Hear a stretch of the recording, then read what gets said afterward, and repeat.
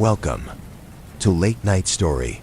When the world goes silent and shadows stretch longer, some stories awaken, whispered only to those still awake. So put on your headphones, turn down the lights, and let me guide you through the quiet hours. If you're listening alone, you're exactly where you need to be. If everyone can leave a comment to let me know where you are listening from in the world, don't forget to subscribe before you drift too far into the dark.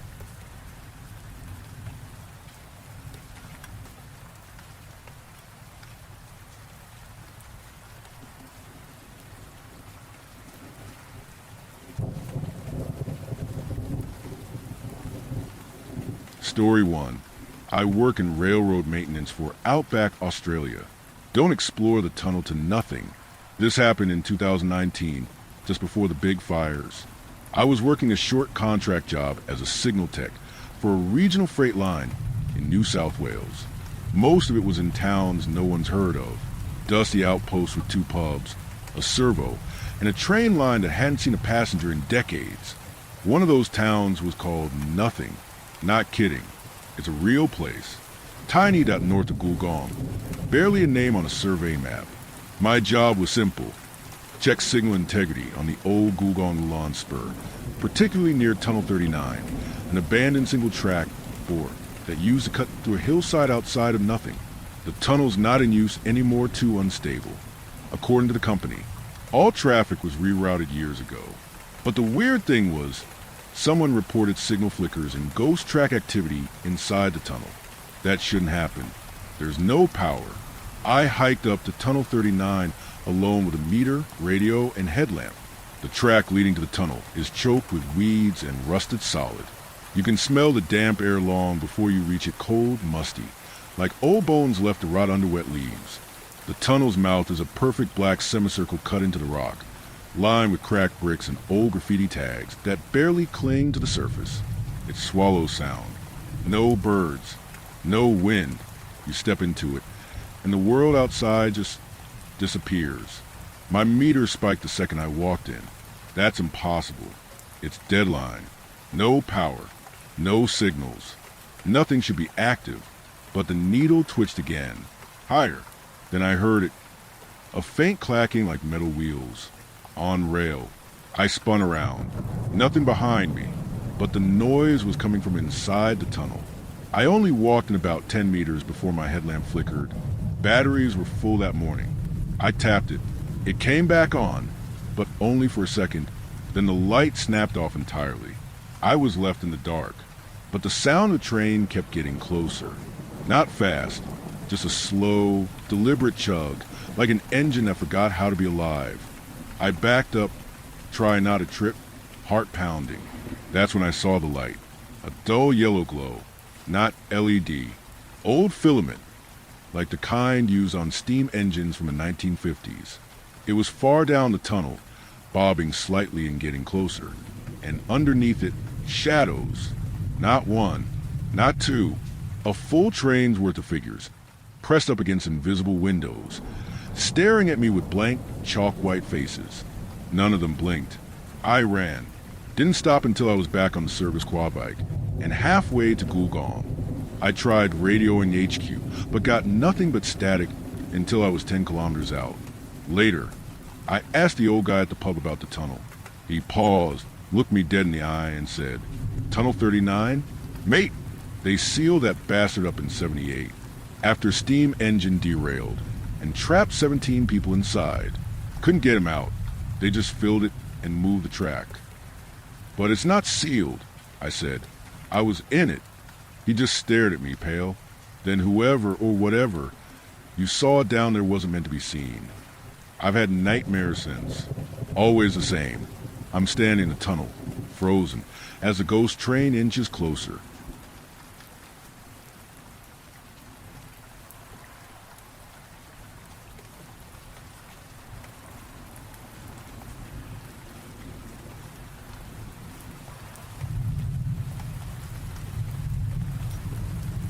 Story 2. I have a very special job. They say if you love what you do, you'll never work a day in your life. I don't love what I do. Not exactly. but I was born for it, and I'm very, very good at it. It's not a 9 to 5. There's no clocking in, no coffee breaks, no PTO. You don't apply for this kind of job. It finds you, and the first thing they tell you, the very first thing, is never tell anyone what you do.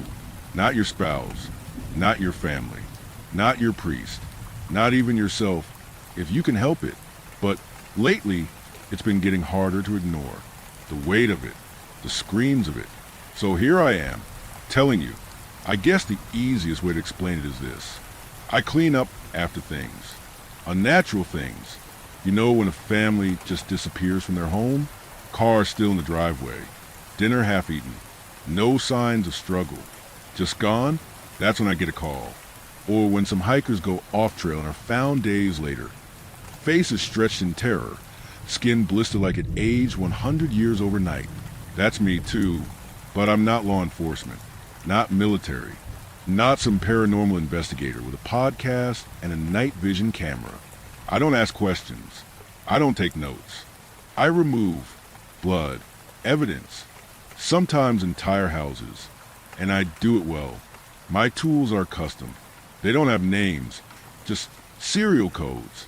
I've got solvents that melt bone, vacuums that erase the residue of fear, gloves that never stain. And then there's the black book. It's always waiting on my kitchen table in the morning. No knock, no call, just there. Heavy, smells like dirt and ozone. Inside is always the same. A name, a location, and a set of rules. Follow the rules. That's what keeps you alive. Let me give you an example.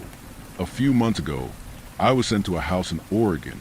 A cabin, deep woods, no roads on Google Maps. The black book said, Rule 1, do not look in the mirrors.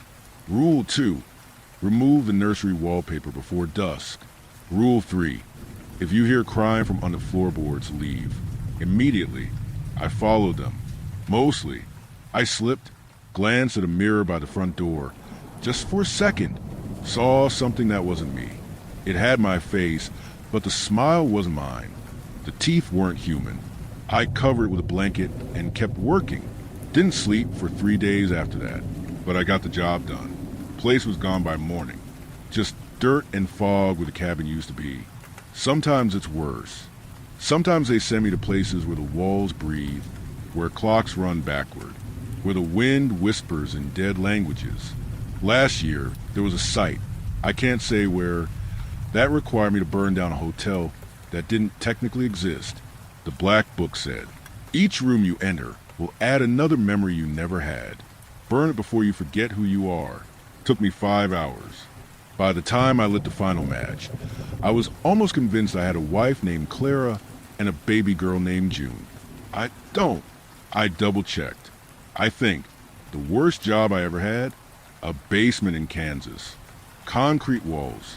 Chains. Blood thick as syrup on the floor. Nothing in the black book but one sentence. It is still hungry. Do not feed it anything you love. I almost failed that one. Dropped my wallet without noticing. Had a photo of my sister in it. I left the house shaking. When I checked my wallet in the car, the photo was gone. In its place was a scrap of flesh.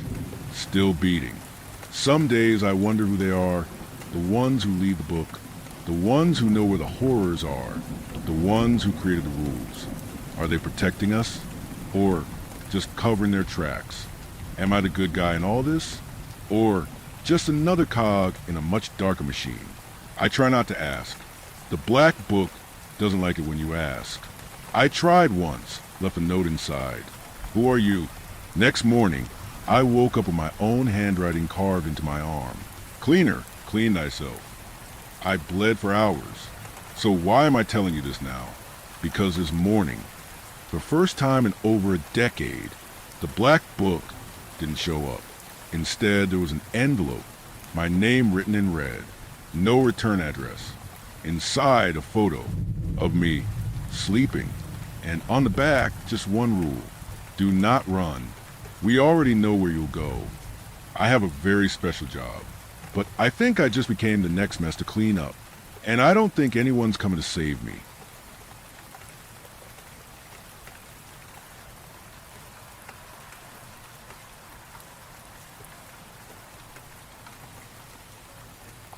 Story 3.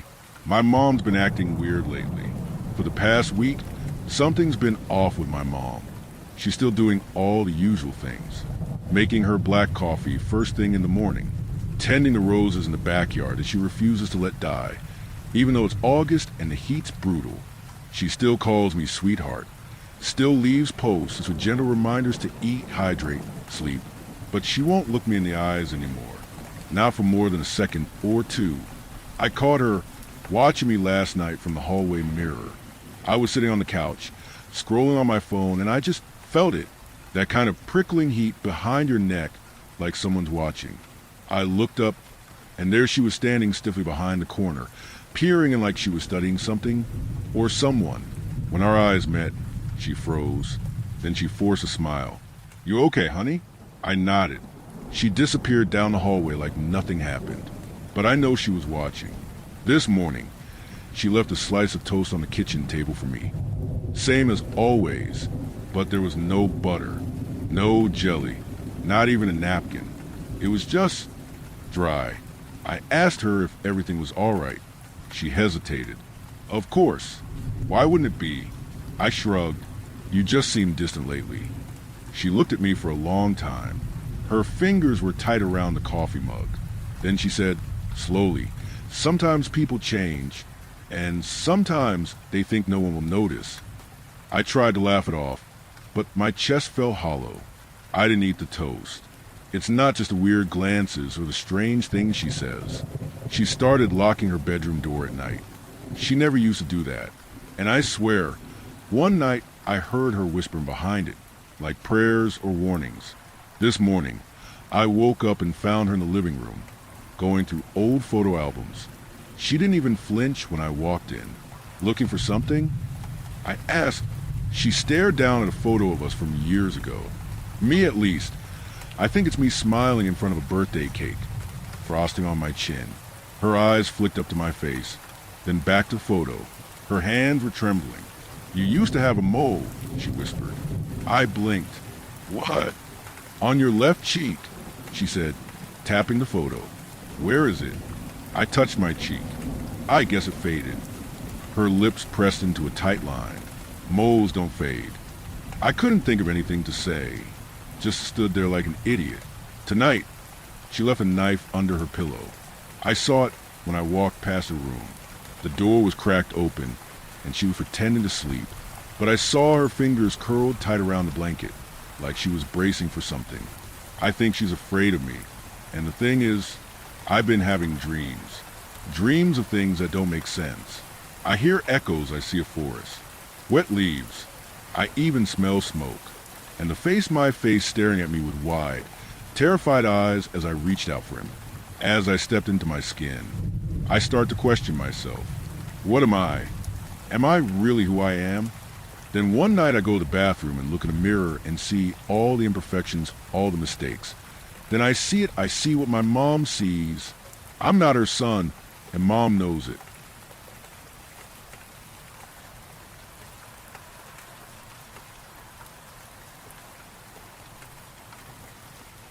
Story 4. Mind the gap. Do you know what a Foley artist is? When you're watching a TV show or a movie and you hear a character open a door, hit a light switch, slam a glass down on a table, plunge a knife into another person, etc., you're hearing the work of a Foley artist. They recreate the desired sounds for a scene and insert them into the soundtrack during the editing process. Very little of what you hear while watching film or TV was recorded at the same time as what you're seeing. Most of it is added after the fact. If you ever want to take yourself out of a show or movie, focus on the little sounds that you would usually take for granted. Suddenly they will begin to sound very blatantly artificial. I'm not someone who would usually notice stuff like that. I wouldn't call myself a film buff, and I've never worked in the entertainment industry. But I do enjoy a good cheesy sitcom now and again. When I saw that the new show Mind the Gap was made available on streaming last week, it looked right up my alley. I had no intention of analyzing the sound work for the show then, and now I wish that I had just skipped it and watched Friends again for the 100th time. I got home from work at around 8 o'clock last Wednesday. I kicked my shoes off, made myself a quick and dirty struggle meal, then plopped down on a couch in front of the TV. The first episode of Mind the Gap was queued up and ready to go, and as I pressed play, I took a scoop of food in my bowl. The metal spoon scraped against the edge of the ceramic, making a sound that would have annoyed my girlfriend Lauren if she had been there when it happened. I missed her a lot. The episode began with a silly theme song, and then got right into the characters making stupid jokes in their apartment. It was so cliche that it even had a laugh track, but I enjoyed that kind of thing. It was nostalgic to me, and even comforting in a way. I was enjoying myself quite a bit, until about 10 minutes into the episode. That was when I noticed something that tore all those feelings away from me and replaced them with paranoia and creeping dread. One of the characters, Dave, was eating cereal out of a bowl, while his friend Bob was monologuing about some dumb idea for an invention that he'd come up with. What disturbed me was that when Dave put a spoon into his bowl, it made the exact sound that my spoon had made in my bowl. I know that this sounds ridiculous, but it was the exact same sound. I was certain. I paused the show for a moment, thought about how strange it was that the sounds were seemingly identical, then quickly collected myself. I convinced myself that I must just be tired, that the sounds weren't really exactly the same. That would be impossible. After all, how different could the sounds of two different spoons scraping against two different bowls really be? They were sure to sound at least somewhat alike. I shook off that uneasy feeling and pressed play again. Then, a character named Sarah opened the door of the apartment and walked into the room with Bob and Dave. I paused the show again and stood straight up. The sound of the door and the sound of the footsteps on the floor were precisely the same as the sound of my apartment door and my footsteps when I walked through the entrance. I walked over to my door, opened it, then shut it. The sound was exactly the same. My hands were trembling as I picked up my shoes to put them back on my feet. I walked outside the door, shut it, opened it, and walked through the entrance as I had just an hour or so before. The sounds were completely identical to what I had heard in the show, down to the wavelength. It wasn't possible, but I was sure of what I'd heard. I felt a pang of terror and decided that I had better call it an early night and go to bed before I could think about it any further. And so I did. Before I went to sleep, I texted Lauren with shaking hands, asking how she was doing and how long it was going to be until she came home. She was studying abroad for the summer, and I hadn't seen her in 2 months. She replied with a voice message. "I'm going to be staying here for a while. I got a job voice acting. Can you believe it? They say I've got a real knack for it. We can talk about it later." I couldn't believe it. When was I going to see her again? Why wouldn't she talk to me about this first? This was all just too much for me, so I decided to put my phone down, and I tried to get some well-needed rest. When I got home from work again the next day, I repeated the same routine and started Mind the Gap from where I had left off. I laughed to myself a little when I thought about the night before. What I'd been thinking. So what if the sounds were similar to my own apartment? It was just a TV show. Maybe the people who made the sound effects lived in an apartment very similar to mine, and used utensils and bowls like the ones that I owned. So what? Then all the feelings from the previous night came rushing back, as I became disturbed again at a scene toward the end of the episode. Dave was sleeping soundly in bed, and his alarm clock started playing a song off of the radio to wake him up. There was nothing unusual about this on his face, but the song choice made me shudder. It was the end of the second chorus of Black Hole Sun, leading into the bridge, which was exactly what my alarm clock had played to wake me up that morning. What were the odds? All of this seemed too much to be coincidence. But what could it mean? Although I was getting frightened again, I persevered and let the second episode begin when the first ended. What came next was truly unbelievable. I know that up until now you probably think that I'm just going crazy. But how could you explain this? It was a scene where a yet unseen character named Emily, Bob's ex-wife, left a voicemail message for him on his phone. Emily said in Lauren's voice exactly how she had said it to me in her voice message. "I'm going to be staying here for a while. I got a job voice acting. Can you believe it? They say I've got a real knack for it. We can talk about it later." It was the exact same line of dialogue, only coming out of my TV instead of my phone. What was going on? How was this possible? Horror took hold of me, then rage. What else could be going on? Except that there were microphones in my apartment recording all the sounds in the place. They must have recorded my bowl, my door, my footsteps, and even my girlfriend's voice message without my knowledge or consent. This was an unprecedented invasion of privacy, and I wasn't going to let it stand for 1 minute longer. I rose up and dashed around my apartment, throwing furniture around and tearing at the walls with a hammer. It was just as I suspected. There were small electronic devices concealed behind appliances and in small cracks in the walls and ceiling that I had never thought to examine closely before. I swung my hammer hard and tore apart the place for the better part of 6 hours, leaving no stone unturned in my search. I tore the devices from their wiring, and they emitted a screeching feedback noise until I smashed them to pieces. There were dozens of them. Everywhere. You want to record my life and put it in a TV show? I'll show you. The sounds of my home and my life are not something to be repurposed for some idiotic sitcom. I am a real human being who is entitled to his privacy. At last, when my apartment was barely more than rubble and every last device had been utterly destroyed, I slumped back into the couch, triumphant. I was covered in perspiration and breathing very heavily. Then I realized something. I couldn't actually hear myself breathe. I couldn't hear anything. I beat my hands against the couch cushions, but it made no sound. I got up and walked around, but I heard no footsteps. Had I gone deaf? I grabbed the TV remote and pressed play to see if I could hear the show. And I could. How was it that I couldn't hear the sound of my actual life? But I could hear the TV. In the show, Bob played another voicemail from his phone. It was Lauren's voice again as Emily, saying this. Did you think that they were microphones? No, silly. They were speakers. I can't hear anything but my phone and the TV now. Nothing I do in real life produces any noise, no matter how hard I try. I haven't left my apartment since then. What if I still can't hear anything when I step outside?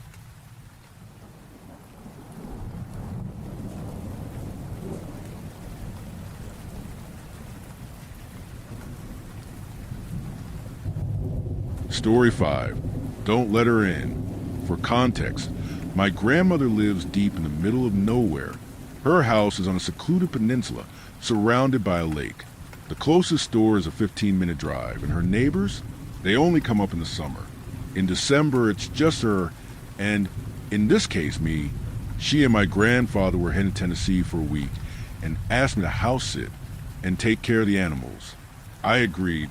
I was 17 at the time, and honestly, I thought I'd enjoy the peace and quiet. They packed up their things and left around 10 p.m. After they drove off, I got comfortable, turned on the TV, and settled in. Around midnight, I started getting sleepy and decided to head to bed. Let me explain the layout quickly. The house is all one level. No basement, no upstairs. You walk through the front door into the living room. The kitchen is to the left, and to the right on the other side of the living room is a hallway that leads to 3 bedrooms and 1 bathroom. My room was at the very end of the hall, and from the bed, I had a clear view of the living room. I turned off the lights, went to my room, and laid down. Chula, my grandma's black lab, hopped up beside me. She's the sweetest dog you'll ever meet, obsessively friendly. She loves people, never growls, and is always wagging her tail at strangers. She's just pure love in dog form. A few hours passed. I had just drifted off to sleep when I heard my grandmother's voice. Leah, can you come help me? My eyes shot open. I sat up slowly and called out, Grandma! No answer. What do you need help with? Silence. Then, a few seconds later, I heard it again, louder this time. Leah, I need help. I thought I was dreaming. I sat all the way up, staring at the door. A few seconds passed.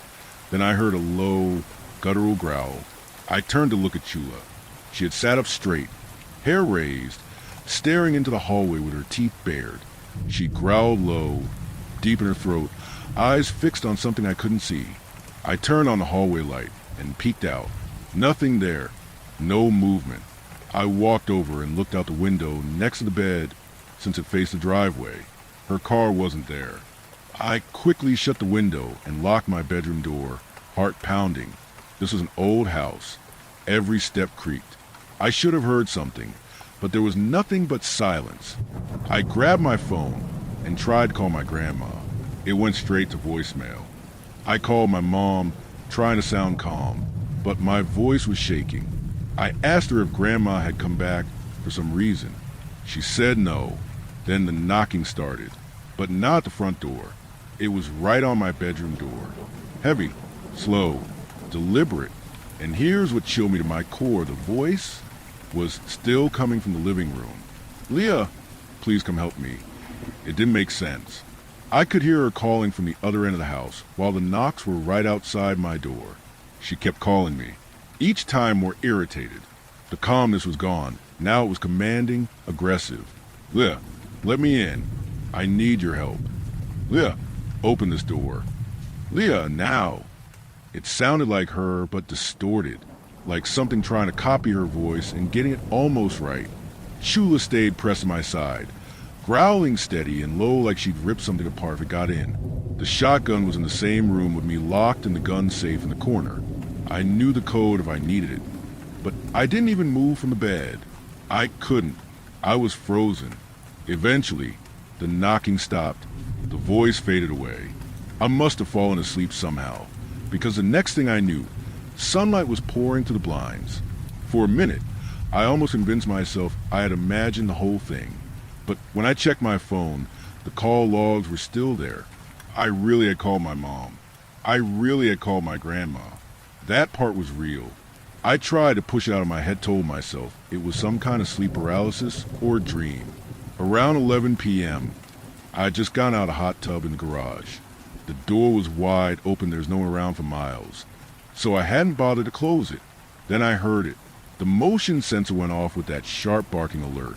A second later, something slammed really loud in the garage, like someone knocked over a metal shelf or kicked the wall. I hit the garage remote and shut the door fast, heart racing. Not long after, maybe 30 minutes after I got back in the house, there was a knock at the front door. I crept toward the door, standing just far enough away to not be seen through the frosted glass. I didn't move, didn't speak. That's when I heard her. "Please let me in. I'm cold. I'm hungry."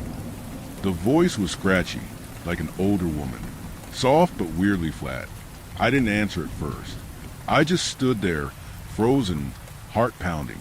After a few seconds, I said, loud enough to carry, "How did you get all the way out here?" Silence. Then, more knocking, louder, quicker now. She spoke again, more forcefully. I said, "Let me in. I need help." I backed away from the door, still trying to stay calm. You can't just show up at people's houses. You need to leave. That's when the knocking changed. It wasn't knocking anymore. It was banging, fast, heavy, aggressive. I ran to my room and punched in the code to the gun safe. Just as I grabbed the shotgun, she slammed the door again so hard it rattled in the frame. "Let me in right now." The knocking had stopped, but I couldn't shake the feeling that she hadn't left. I was straining to hear anything. Footsteps, whispering, even breathing. But the house was dead silent, not even the wind. Then her voice came again. Not right at the door this time. Off to the side. Almost like it was outside the window. "Leah, please let me in." I didn't move. She tried again, louder, sharper. "You're being rude. Open the door."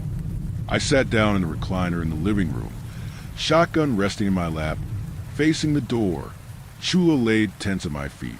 I gripped the shotgun tightly, eyes locked on the door. She circled the house.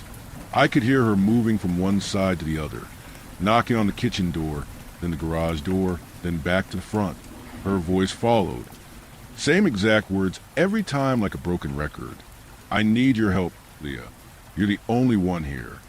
She kept pacing around the outside of the house, banging on doors, tapping windows, muttering things I couldn't quite hear.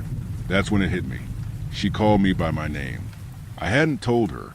I hadn't spoken to anyone outside. No way she should have known.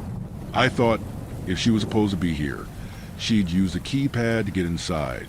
She'd know the code. Nobody was supposed to be here.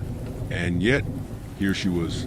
I sat in the living room holding the shotgun, watching the door until the skies started to lighten and the birds began to sing. I never heard her leave. No footsteps, no car, no sound at all. When I stepped outside after sunrise to let the dog out, The ground was covered in a thin layer of snow, and it was untouched. No footprints, no tire marks, no trails leading to or from the doors. Nothing, just cold, clean silence. Later that morning, I called my aunt and begged her to come stay with me. I didn't even try to explain. I just told her I couldn't be there alone another night. She showed up that evening, and I almost cried with relief. For the first time in 2 days, I felt like I could breathe. That night, I finally was able to get the sleep I desperately needed. I will never stay there alone again.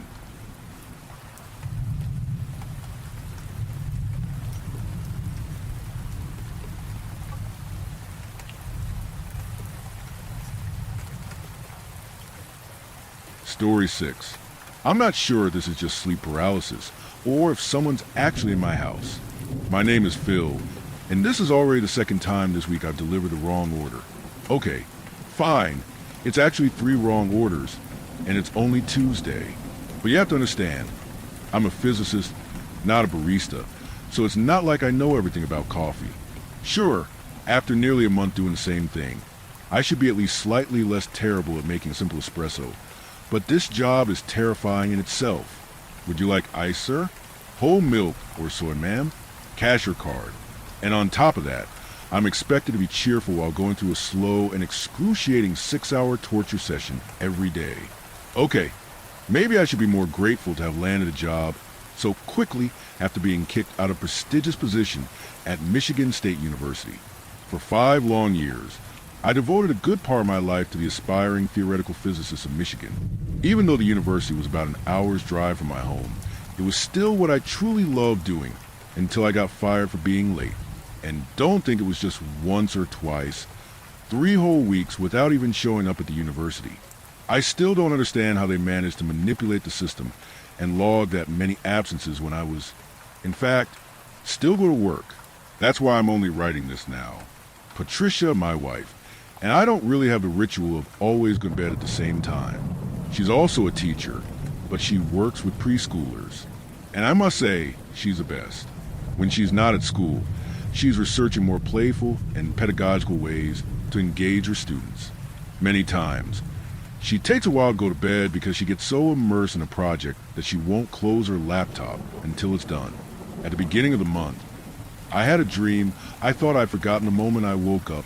It started with me, or at least I assumed it was me, since I didn't actually see my face in our living room on an afternoon when I clearly should have been at the university.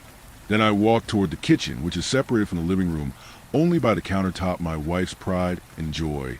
Her open concept kitchen.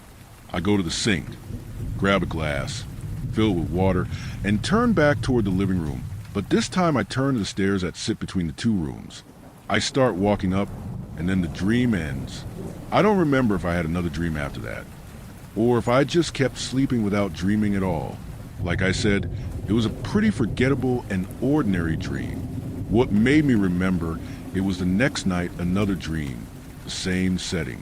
I'm standing in the living room, facing the stairs, the front door behind me.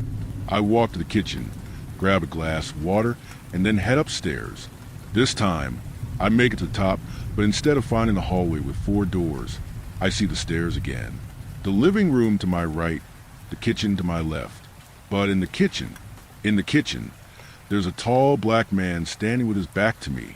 He turns around and I see it's me, walking toward the stairs and going up.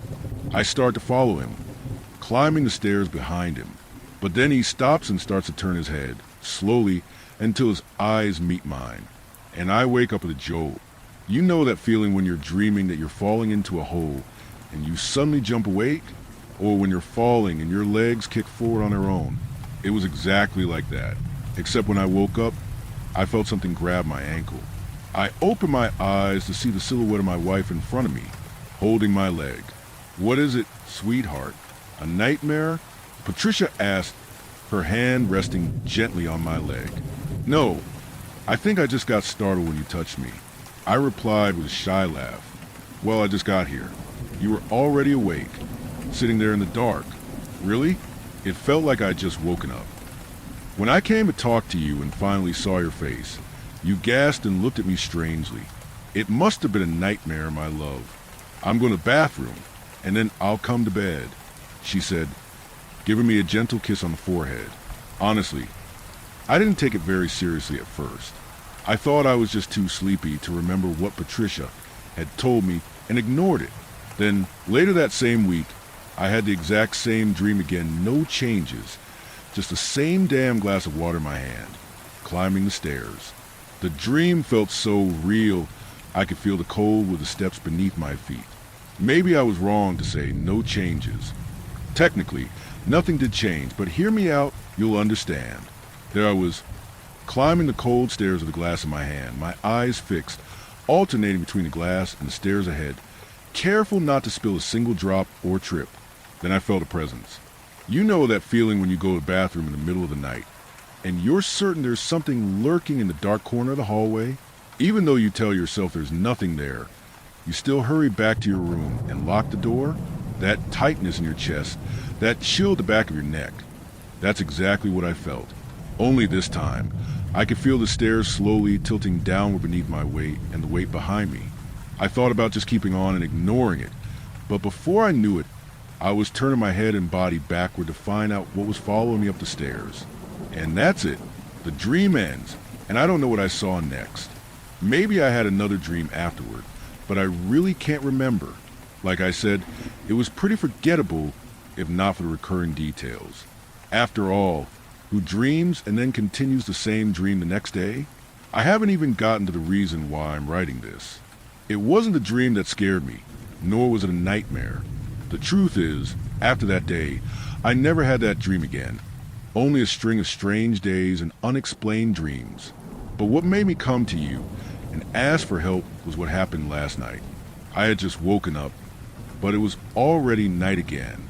A faint, bluish light filtered through the crack in the curtain from the window to my right. I imagine it was from a street lamp or the moon. I could be more certain if I could at least turn over. But all I could see was my slightly dirty ceiling and some cobwebs in the left corner. "Honey?"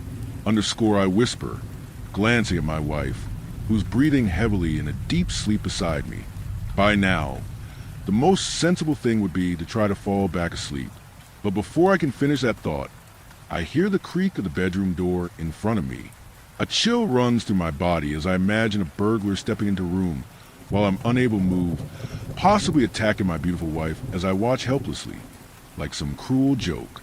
Then I realize my arms are raised, stretched out, and my legs slightly apart, also stretched. I manage to move my head down and see, through the open bedroom door, the bathroom light on at the other end of the hallway. Patricia is brushing her teeth, wearing a pink floral pajama, and her hair tied up in a lazy bun. I could finally breathe a sigh of relief, if it weren't for the deep breathing of my wife sleeping beside me. I slowly turn my face, and there she is, in her pink floral pajamas, a red curl falling across her face, and now turned toward me, almost like a whisper. I feel a weight pressing down on me. She's on top of me, holding my arms, her knees pressing against my legs. Her face, which just minutes ago was the most beautiful I'd ever seen, now stared back at me with ridiculously huge, wide-open eyes and an unnaturally open mouth, almost as if she could swallow my entire head as she tried. The more I stared, the wider her mouth opened, and her head tilted back as her jaw adjusted to the size of my skull. I tried to scream. I tried to move. A terror rose at my throat, and my body burned with heat. When I finally thought I might be able to move, it was already morning, and Patricia was no longer by my side. I looked at the clock. It was 4 p.m. Was it a dream? How the hell did I manage to sleep until the afternoon? Patricia leaves before me. She couldn't have woken me up. By now, I had already missed all my classes for the day, so I just packed my things for the next day. So the next day, I went to university for another day of classes, just to face those semi-drunk young faces at 7 a.m. Apparently, there had been a party the night before. I started a roll call as usual, while rummaging through my bag for folder with that day's test, my eyes shifting between the attendance sheet with all 21 names, my classroom with a little over 15 students, and my seemingly bottomless bag where I couldn't find that damn folder. At one point, I thought I had left it at home, but finally, I found it and could continue with the roll call. Philippe Martin, I think I put my name in the wrong spot underscore. Here, a young man who looked just like me, sitting in the second desk of the front row, raised his hand.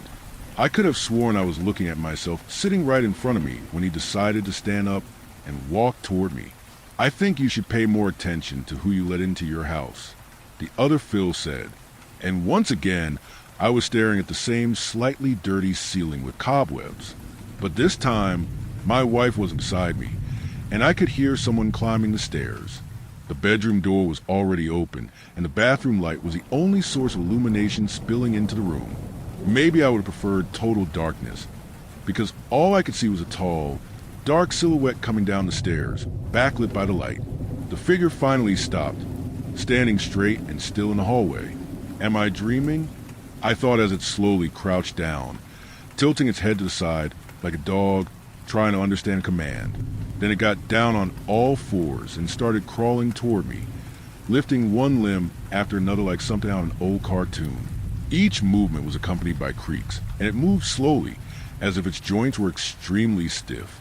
Finally, it reached the edge of my bed, placed what looked like an arm on it, and slowly climbed up, bringing the other limbs after it. Cold sweat was beginning to form on my forehead. All right, I'm a man of science. This can't be really happening. I told myself as I squeezed my eyes shut, only open them again and come face to face with a humanoid face, its eyes wide open and mouth excruciatingly stretched, revealing absolute darkness inside that slimy, fetid hole. It let out a hoarse growl. My whole body tingled with numbness, and just when I thought I was about to pee myself, I heard the bedroom door slam shut and darkness engulfed the room. This was the end. Terror shook every particle of my body, forcing me to scream in fear, until my wife turned on the light and rushed to my side, worried, asking what had happened. Thank God she was here. It was all just a nightmare. Before I could regain my senses and finally feel my limbs again, she turned to me and said, "You should pay more attention to who you let into your house, Phil." Underscore, she opened a wide, exaggerated smile. Now I'm awake, I think, sitting in the living room while I write this to you. It's 4 p.m. and my wife still hasn't come home. I'm waiting for her. I don't remember if I went to coffee yesterday, but today my shift is already over. Honestly, I don't know what's happening, but after some research, I saw it might be sleep paralysis, though I'm not sure. Can someone please help me?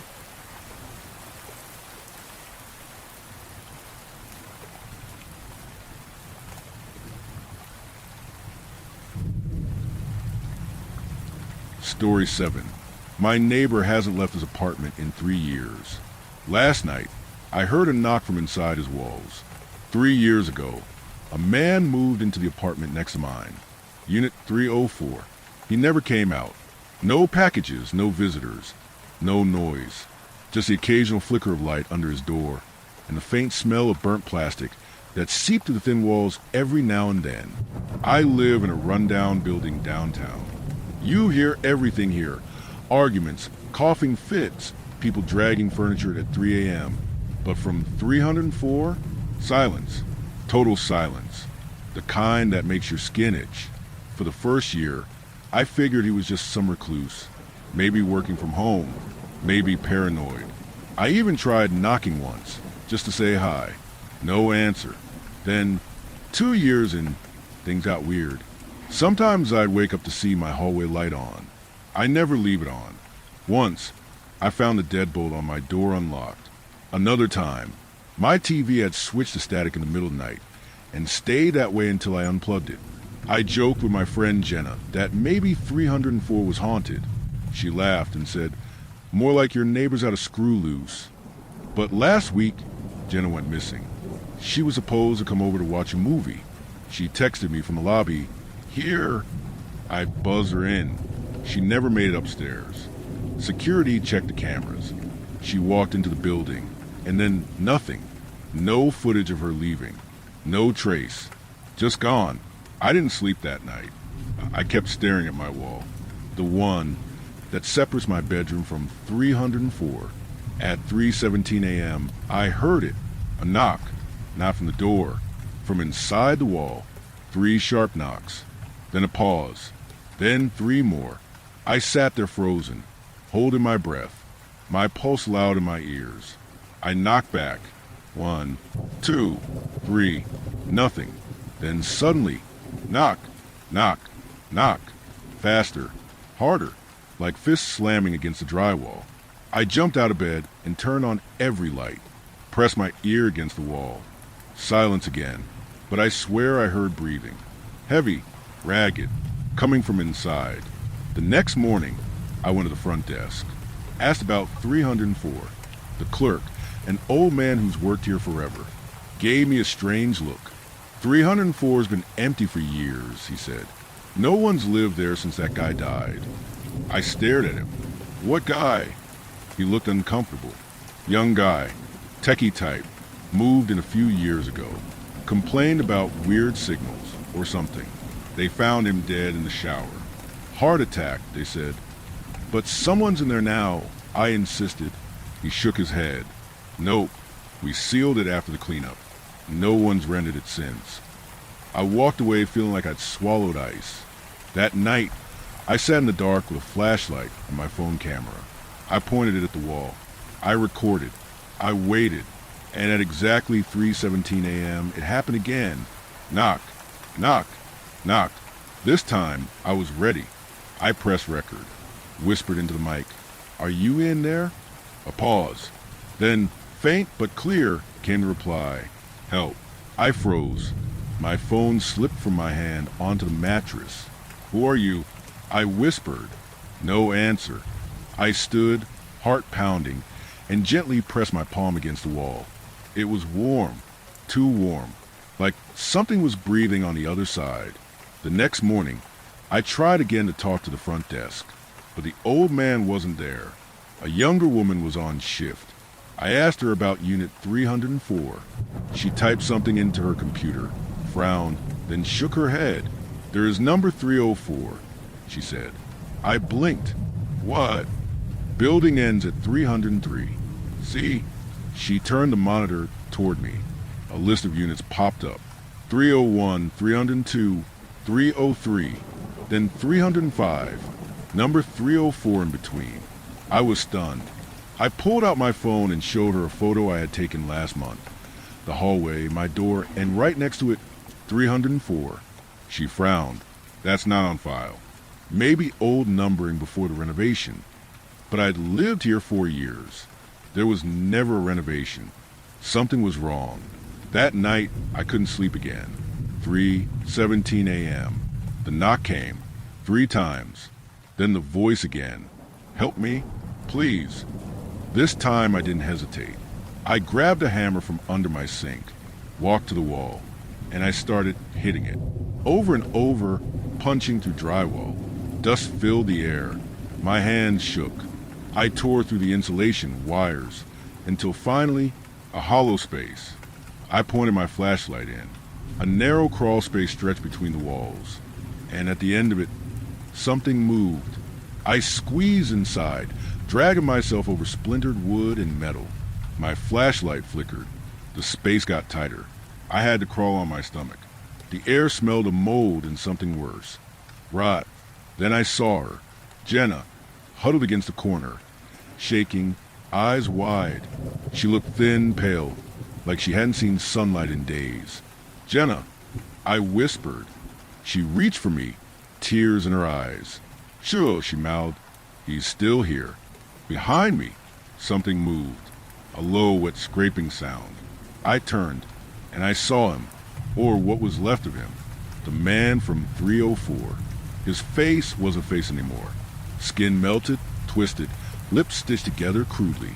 Eyes wide open, bloodshot. His body dragged itself forward like a broken puppet. I screamed. Jenna pushed me forward. "Go! Go!" We scrambled back through the tunnel. I could hear him behind us, crawling, growling. My flashlight flickered and died. We burst out to the hole I'd made and collapsed on my floor. I kicked drywall back into place, breathing hard. Silence. No more knocking. Just silence. I didn't sleep for the next 2 nights. Neither did Jenna. She stayed with me, refusing to go to the police, insisting they wouldn't believe us. I couldn't argue. Hell, I barely believed it myself. We both tried to pretend it was over, but the wall disagreed. On the third night, the knocks returned, but they weren't from inside 304. They came from my closet. 3 knocks. I opened the door slowly, hard in my throat. Empty. Just clothes. Boxes. Dust. Then I looked up. A vent I'd never noticed before. It was open. I climbed onto a chair and peered in. A small tunnel. Metal line. Big enough for someone thin to crawl through. A whisper floated out. "You didn't finish it." I staggered back. Jenna ran to me. "What did it say?" I didn't answer. I couldn't. That night, we packed bags. We planned to leave, get as far from the building as we could. But when we opened the front door, the hallway was gone. In its place, a long corridor dimly lit with dozens of identical doors, each numbered 304. Endless. I slammed the door shut. We were trapped. We tried the window. Outside, the city looked wrong. Like a photograph of the city, slightly blurred and warped. No cars moved. No people. Just flickering lights and buildings too tall to be real. Is this still our world? Jenna whispered. I didn't know what to say. Then came the voice again. From every wall. Iteration failed. Restarting. Everything went dark. When I woke up, I was in my bed. Alone. Back in my room. Regular hallway. My real building. No Jenna. No holes in the wall. I ran to the front desk. The old man was there again. I asked him about Jenna. "No one by that name in this building," he said. I showed him pictures. He looked confused. "Who is that?" Her number was gone from my phone. Our messages gone. All evidence of her deleted, like she never existed. But I remember her. I remember the knock. I remember the tunnel. And every night since, at exactly 3:17 a.m., I hear it again. 3 knocks. Always 3. No one believes me. I tried posting online. My posts disappear. I tried moving out, lease denied. Tried quitting my job. HR says I was never employed.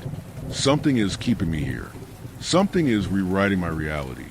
And I think I know why. Just now, I found a file on my computer called iteration_035.txt. I didn't create it. Inside was a log. Every word I've written here. Word for word. At the bottom, a line in red. Subject is beginning to suspect. Prepare reset. If I don't post this now, I may forget again. If you're reading this, listen closely. If you ever hear knocking the walls at 3:17 a.m., do not answer. Do not reply. And whatever you do, don't remember.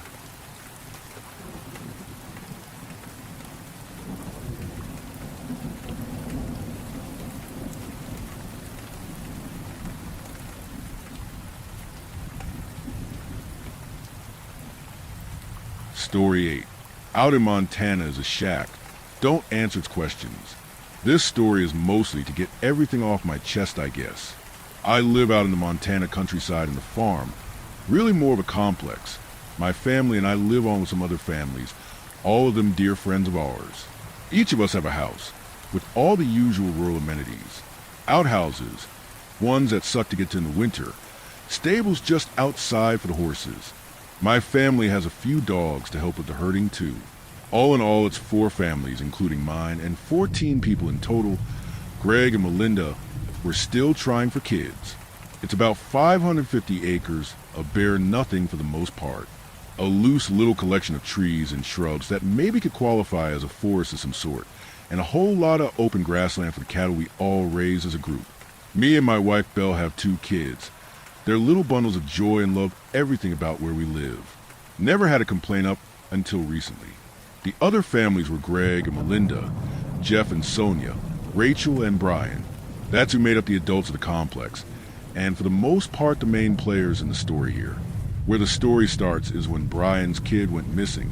The kids had all been playing about 400 yards from home and were with my dog Coop, who very likely and usually does watch all of them. He's a herding dog, so he keeps them in line by the creek out that way. For whatever reason, though, Philip got away. The kids all came back and said Philip left before them to come home, but evidently never made it. The next couple days, the fathers all rode out along the property and tried to find him. We had a pretty good lay of the land, obviously, but those Montana hills got pretty tricky to navigate for us older folk. Underbrush and little foxholes, all over the place you could be in. We searched day and night, camped out most nights too, riding out with lanterns and shouting for him. On the 5th day of this, we found him. He was real weary and stumbling in the right direction toward the home, but we were far from where the kids were. It took us almost 2 hours to get back to the complex, so we were more than 20 miles out. The kid looked real thin, had these sunken eyes and hollow cheekbones, which took me a bit off guard. But he was 7, so maybe he lost weight pretty darn quick not eating, and somehow getting 20 miles out. When we got back, he was mumbling something in his dad's ear. Brian kept nodding, and I could tell he was concerned by his eyes, but I don't know what the kid said. A few more days passed. Kid was mostly normal, just asking a lot of questions. And some weird ones too, like he asked my son John if we could eat this. A whole lot, pointing at random plants and the sort. Me and the guys all went out for a beer by that creek. We laughed and talked about Philip. Apparently, beside the random and increasingly frustrating amount of questions, Brian wasn't concerned about health. We laughed and talked for a few more hours until the sun crept behind the mountains, and we knew the wives were going to be waiting for us, so we got up to ride back in. That's when we heard it the first time. A clicking noise like when you use your tongue on the top of your mouth. I pulled my gun out since it was from on the other side of the creek. The dusk light, if you don't know, is the hardest time for humans to see, and boy did I figure that out. I saw nothing but shaky grass. Everyone said I was jumpy and grilled me the whole way back, telling themselves never to try and spook me. Horses didn't jump either, so I figure it was just me. Those things, especially my Meredith, would sense a rattlesnake from a football field away. When we got back, the sun was gone, and the chill had set in. I went inside and had dinner with my family. All was well. Over the next 3 weeks, we lost 2 more of our kids, one from each family, all by the creek. Each time they'd show up, my John and Jeff's Tyler both inked, and stumbling right where we found Philip a month ago now. We had a meeting with all of us telling everyone not to go by the creek no more. I had a lot of questions. I'm not sure why Coop let them all get away, especially John, since that dog didn't leave his side ever, but Coop didn't hang out much around him after he got back. Both Philip and Tyler were 9, and oh boy did they ask questions like never before after they got back too. Philip, Tyler, and John got real close too. Maybe a shared trauma, I thought. Me and the husbands agreed to ride out there again, but farther. I wanted to see what was out there where all 3 of our kids kept coming back from. Greg offered a bit of pushback. He didn't want to ride out that way, especially with something being dangerous, and he was quite the superstitious type. It didn't go his way though, and we rode out the next day. Philip, John, and Tyler were very much against us, telling us that nothing was out there. They just followed the wrong trail. We rode hard out there, trying to go fast and make it back soon. About 28 miles near the edge of our land, we found it dilapidated and sad looking, a little shack. I got off first and walked up to it, rifle in hand. The boys followed close behind, calling out to me to slow down. I didn't really listen. I creaked open the door, holding on by one hinge at the top, and it fell over when I did. I stepped in, only to see a tunnel going down. A tunnel, like an abandoned mining operation. I turned on my oil lantern and stepped down into it. I heard that clicking too loud from down there. I called back to tell the other guys to all ride back and get some kind of help. I knew this was bad. They listened to me. Be safe, Brian told me. I walked down and it got damp quick. Felt like there was water just on the other side of the dirt walls. I followed the clicking, but it was moving back and forth, pacing. I got to this opening deep in there, and something dripped onto my forehead. I looked up and saw a sack. That's the best word for it. It looked like a cyst. Just inside was a man. I don't know who it was, but he was stuck in there like an embryo. Its slime falling onto me, and I kept moving. The clicking stopped when I saw a few more with the kids in them. I stood in shock and backed away slowly. The clicking came back right behind me, though, and I didn't turn, asked very calmly, but not with a human voice. I could just understand it barely. I guess it felt like it was just speaking in my head. Can I eat you? I stood motionless and didn't do anything. Can I eat you? Again, I didn't do anything. Can you help me? I closed my eyes and pushed past it the way I came. It felt like a sponge as my arm sank into its shoulder, I guess. I ran fast, and when I knew it was behind me, I opened my eyes and booked it. There were so many of those sacks, maybe 30. I heard it rolling or something toward me and clicking loud and aggressively. Then it spoke in my son's voice. Wait, Dad. I gasped and kept going. I knew it wasn't him. I got on my horse and rode fast when I got out. It stopped after about 20 minutes of riding, and I heard it rolling back to its hole. Worst part is, when I got home, nobody was there. The dogs were playing outside. Everyone's horses were grazing with the cows, but the people were all gone. I write this from my room now. Questions were scribbled all over the walls in paint and probably blood. I'm not sure what to do or what happened. The nearest city is no doubt a good few hours away by car, and all of them had their engines torn apart. I can't get that clicking noise out of my head. It sounds like it's coming from the walls now, all around me.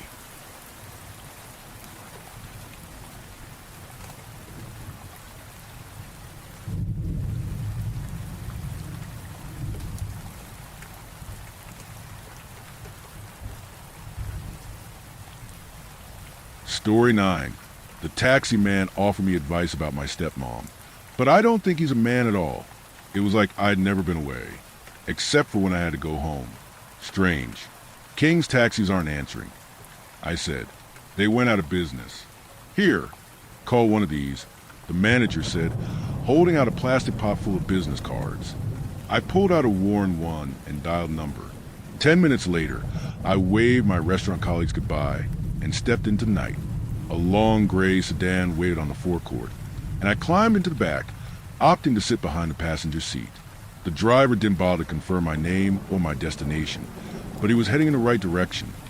So I settled into a tired slouch and looked out of the window at the vague shapes of barns and houses I'd walked past earlier. Good shift? Asked the driver.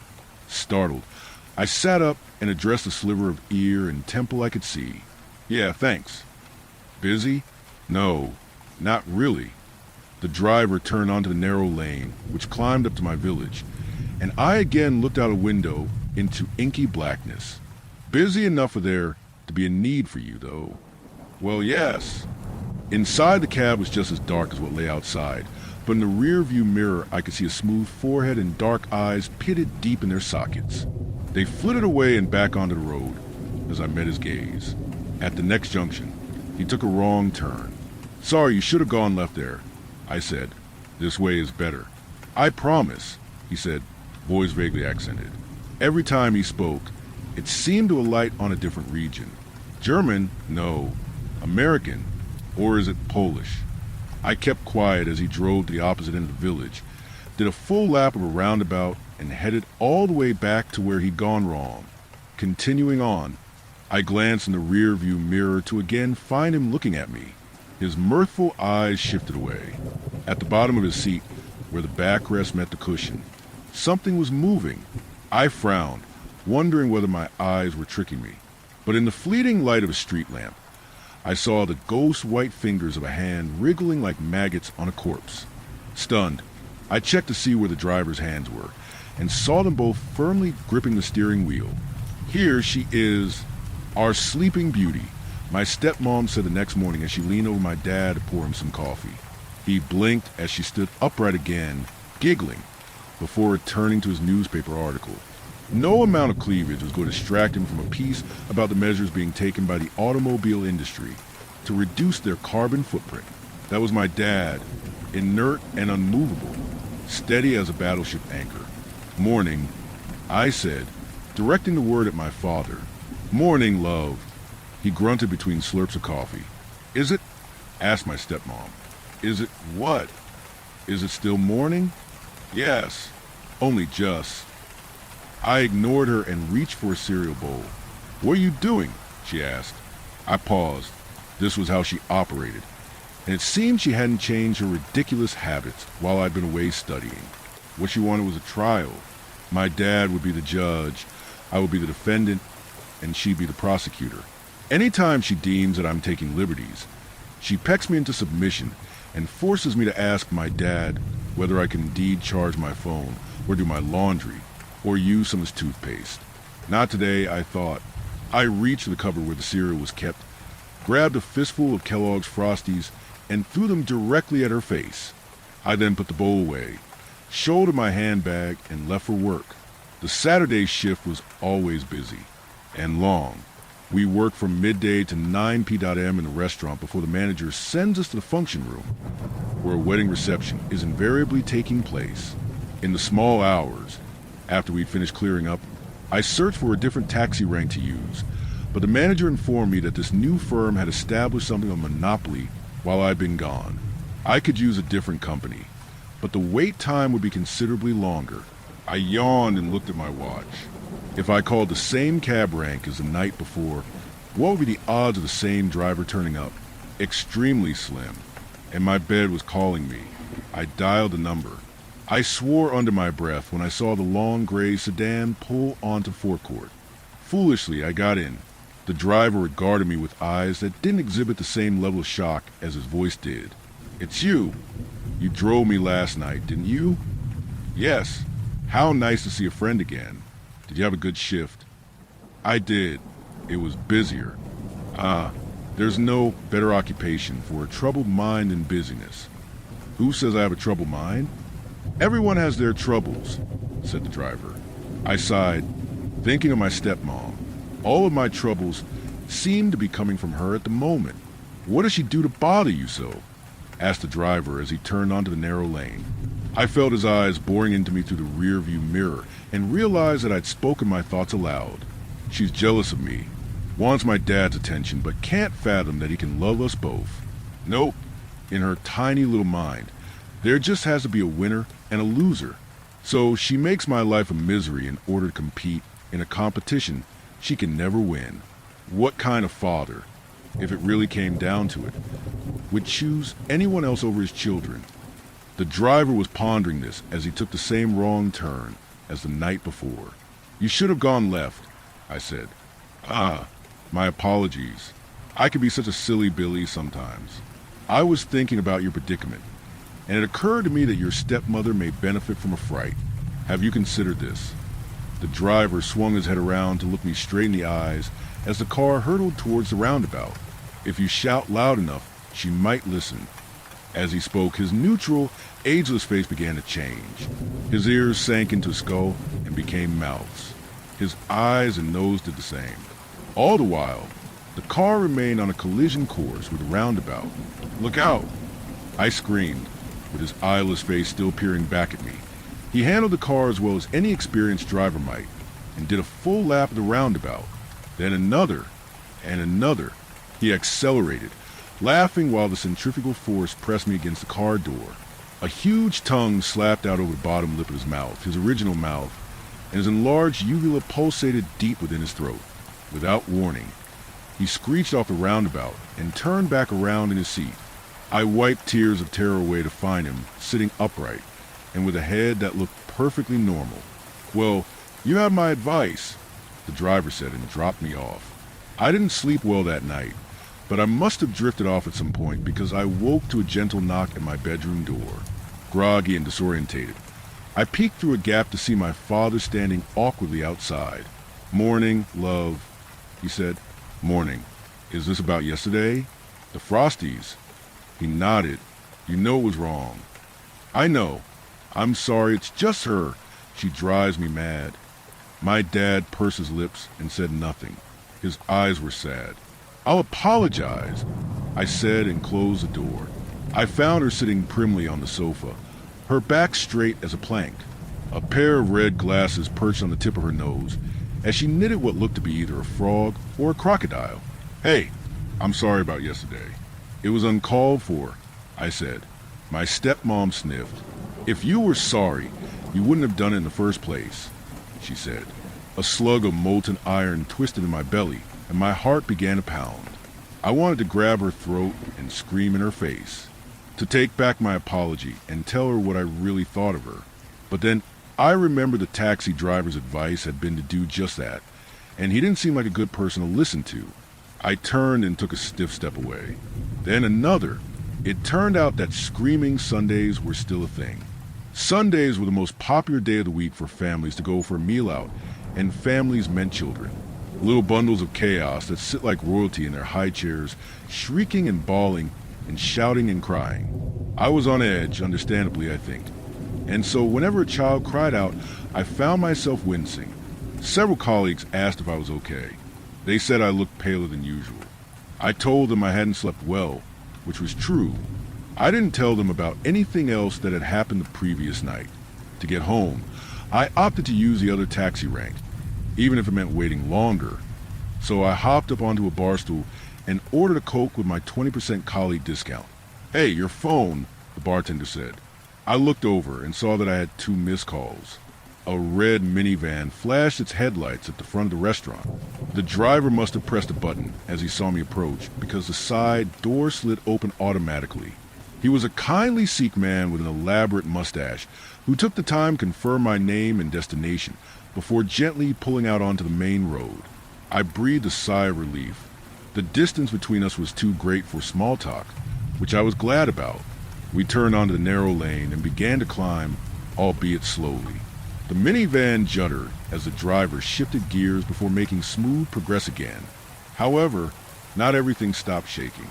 Something wriggled at the bottom of the driver's seat where the backrest met the cushion. The darkness was too thick to see anything, and the next streetlight was a quarter-mile down the lane. I heard a small scrabbling noise, and the next fleeting moment of illumination saw a pale white hand scuttle down the neck of the driver's shirt. The fingers of the hand clutched the back of the driver's throat before becoming gelatinous and flattening out across his skin. Something's on you," I whimpered. Said the driver as he reached to scratch his neck. The hand thing detached a piece of itself onto the back of his hand and set about consuming him. He yelped and jolted the wheel to one side, then the other, and I screamed. There was a wet, choking sound as the driver's body became something amorphous and hardly human. It turned to look at me with its head of open mouths. Unseeing hands drove us down toward the roundabout. "Did you shout? Did you frighten her?" "No." "Why not?" "Asked a mouth where an ear should be." "Why not?" "Asked a mouth where a nose should be." "Why not?" Asked all the other mouths, one at a time, as the driver spun the minivan around a roundabout at such an outrageous speed that the van threatened to lift onto its 2 outer wheels. "My dad loves her." "You haven't been a faithful friend. You didn't take my advice." "We're not friends." "Let me out." The driver shrieked and thrashed, pounding the steering wheel with fleshy hands. But the van appeared to be slowing. "Let me out. Let me out. Let me out." I begged, and the driver's feet twisted madly out of the footwell to kick against the windscreen. I took my opportunity and slid open the door, bailing out onto hard tarmac, numb to the gravel which had embedded itself in the heels of my palms. Bolting down an alley, I left the minivan to drive in circles with one of its doors lolling open. I sprinted all the way home, getting stung by nettles and pricked by brambles in my efforts to avoid roads at all costs. The first opportunity one gave myself to rest came when I'd locked my front door behind me. I slid down to the floor, panting. I looked at my bloodied hands and torn clothes, and then up at my stepmom who was standing in the hallway horrified. "I'm not even going to ask," she said, before turning to climb the stairs. Every time I even think about a cab, I feel sick. Yet I can't conceivably, as a lone woman, walk 3 miles in the dark to get home after work. So, what should I do?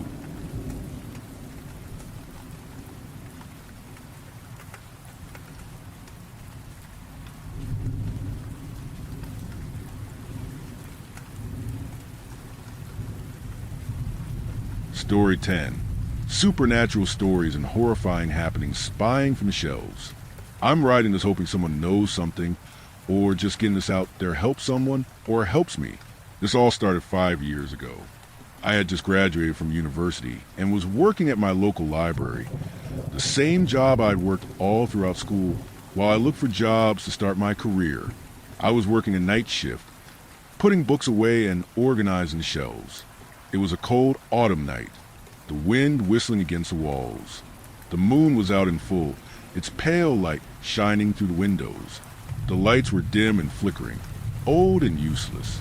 As I was going through books, my headphones on and blasting music, the floorboards creaking as I walked between shelves, I came across a book I had never seen before. It was covered in dust, its dark green leather cover weathered with age. The only identifier on the book was an embossed title that read, Supernatural Stories and Horrifying Happenings. I went to the computer to find where it goes, since I didn't know the book. It didn't come up in our system, so I assumed it was old enough to have dodged computers and probably sat somewhere in the archives where all the old books go. I opened it to look for an author's name to sort it properly. On the first page, it had a regular horror story warning. All events in the book were, are or will be true. Read at the risk of your sanity. A stupid cliche that every horror story needs to make it sound scarier from the start. When I turned the next page instead of publication page or author's note or even a table of contents, it instead was a title page, numbered 33,716, named Spying from the Shelves. Curiosity got the better of me and I decided to read. I was already done most of my work, so I figured why not. I sat down at a table in the archives and began to read. The story began by describing a library, a dusty place with old flickering lights and creaky floorboards on a cold, windy autumn night. The main character wasn't given a name, but was just referred to as a character in the third person. While reading a strange book, he heard something behind him, and when he turned around, something was watching him from the shelves. As I read, I felt uncomfortable. The description of the library was too familiar, and then I heard it, a faint, quiet laugh from behind me, muffled by my headphones. I whipped around, scanning the darkness behind me, but couldn't see anything. I turned on my phone flashlight and shined it on the shelves behind me, and there it was, a pair of eyes staring at me from the second to the top shelf. As soon as the light hit it, it disappeared, and I couldn't see what the eyes belonged to. It was then that I realized the book was describing my library, that I was the character, and that I was being watched. I slammed the book shut and ran to the door to leave. When I reached the exit, the door was locked and my key wasn't working. I ran to the window and got ready to open and jump out. But when I looked outside, probably 10 different pairs of eyes stared at me from bushes and trees and behind road signs and telephone boxes. I heard the laughing again from behind me, and when I turned around, the library was different. Hallways that shouldn't be there split off from the walls. Shelves twisted and bent, making curved towers stretching to the roof that now was domed and seemed to keep going up. Doors and door frames were scattered on the floor. Everything was wrong, and from every darkened hallway, shadowed shelf and cracked door, a pair of eyes stared at me. I didn't know what to do. This wasn't something you could ever be prepared for. So I ran. I ran to the closest hallway, shining my light on the eyes, and ran into the darkness. The eyes hid away, and the hallway seemed never-ending. I ran for at least an hour, before coming to a set of stairs downwards. I followed them, just try to get away from the eyes. At the bottom of the stairs, the hallway turned right, then another right, and then another before a set of stairs leading up to a door was in front of me. It didn't make any sense. The stairs should have crossed over the ones I just took down, but they didn't. They just were. The laughing was behind me, getting closer. A short, guttural chuckle that caused me to shiver. The noise unnatural and horrifying. I ran up the stairs, each step seeming meaningless, as the door never got closer. The laughing was getting louder, echoing off the claustrophobic walls of this hallway. I glanced behind me and saw, peeking over every step I had passed on the stairs, a pair of eyes, bloodshot and dilated, staring at me. This time, their mouths were showing wide, unnatural smiles that showed too many teeth, sharp and hungry. If I slowed or fell, I would no doubt be torn apart by those very teeth. I kept climbing, the stairs seeming to get steeper and steeper, the laugh louder and louder, more voices overlapping, each laughing the same way, just in different pitches and speeds. As I climbed, bookshelves began appearing with eyes and teeth watching me from the ledges. The shelves were everywhere, the roof, the walls, different heights and sizes and everything, but each one had something watching me, laughing at my fear. I was tired, gasping for breath. I had been climbing the stairs for what felt like hours, and practically climbing straight upwards at that point. And finally the door was in front of me. I grabbed the handle and pushed with everything I had, tumbling into the door and falling through, back into the library I knew. I glanced back for a second as the door slowly squeaked closed and a massive face stared at me, smiling, its teeth yellow with rotten black spots covering them like sickly polka dots. Its eyes bloodshot and strained, like they were going to pop out of its head. The pupils pitch black and dilated, taking up most of the eye. It watched me with hungry glee, laughing and smiling and waiting, as though it was expecting me to jump back through the door. Its skin was rotten and peeling, showing raw flesh and bone under. Bugs seemed to crawl within its wounds. Its nose was missing, just showing holes in the skull where it should be. Its hair was gray and splitting and thinning. Its ears had chunks taken out of them, like an animal had gnawed on them. I stood up and slammed the door closed, the laughing becoming muffled before I turned around, and it stopped entirely. When I turned back, the door was gone, replaced with a window, the sunrise visible from here. The night had passed, I was alive, and I collapsed, taking deep breaths and trying to calm down. When I finally regained some composure, I went back to the archives where I had been reading the book, but when I got there the book was gone. The table I had sat at was empty, save for a small leather pouch on top. It was tied with a neat bow made of green silk. On the bow was a small note. It read, "For your troubles. Thank you for the inspiration. The author." I pulled open the pouch, and inside was a detailed coin made of what looked like gold. It depicted a small bird with the head of a man on one side, and the other side, a phrase in Latin circled the book. The Latin read, "Fabuli in hominibus servanter." Under the coin was a small glass cube, encasing an eyeball, bloodshot and dilated, staring with the same intensity as that face that watched me.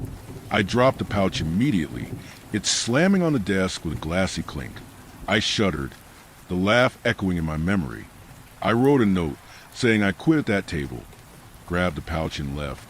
I never went back to that library. Nothing has happened since, but I still hear the laughing when I'm alone. The pouch is in a safe in my new apartment. I don't want to keep it, but I can't seem to get rid of it, so I keep it locked away, hoping it can't see me. If anyone has seen that book anywhere or knows anything about it, please let me know. And if you somehow stumble upon it, I hope you are safe.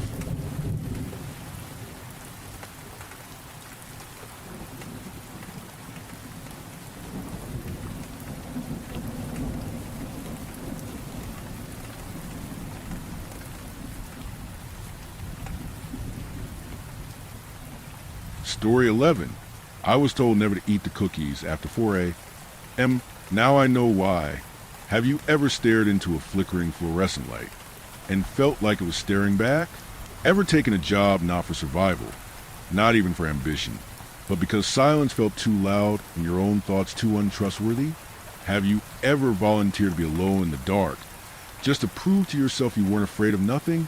Yeah, that was me. It began a couple of weeks ago, though time's been slippery since then. I signed on for the night shift at this bottom shelf sandwich dive called Subsational. It squatted like an afterthought at the edge of town, flanked by a vape shop with permanently drawn shutters and a laundromat that coughed electricity through its lights like it was dying slowly. The kind of place that time forgot, and maybe on purpose. There were no crowds. That was the point. I wasn't looking for noise. I craved a dead zone, a ghost shift, just me, some bread, and a decent playlist. That was my logic. I didn't need the gig. I was crashing rent-free with my cousin, still padded with savings from my last job. So why'd I take it? Boredom. Pure, gnawing, soul-scraping boredom. And boredom makes bad decisions seem reasonable. The manager, a hollow-eyed guy named Greg, didn't even pretend to care.